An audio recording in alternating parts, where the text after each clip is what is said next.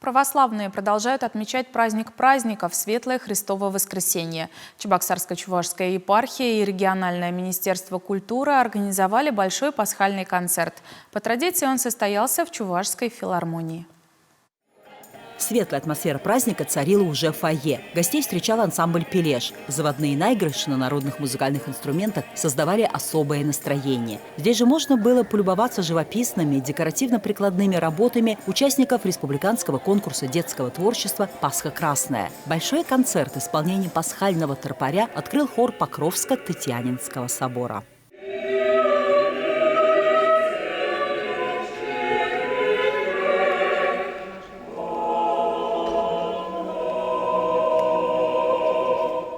С пасхальным приветствием к собравшимся обратился митрополит Чебоксарский Чувашский Савватий, который еще раз подчеркнул значимость этого великого праздника, знаменующего торжество любви, добра и вечной жизни. Во-первых, мы этим самым проповедуем Христа воскресшего. А во-вторых, мы же часть общества, и большая часть людей все-таки празднует Светлое Христово Воскресенье, Пасху.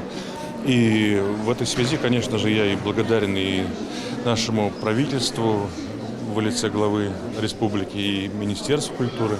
Они идут нам навстречу. Пасхальный концерт собрал на сцене Чувашской филармонии церковные, профессиональные, народные, взрослые и детские коллективы. Каждый постарался подарить зрителю радость. С особенным чувством исполнялись песни, посвященные Светлому Христову Воскресению.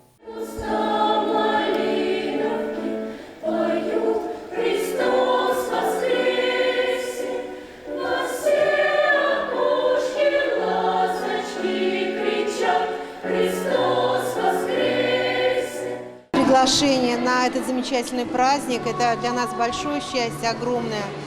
Дело в том, что в нашем репертуаре хора «Солнышко» очень большое внимание уделяется духовной музыке.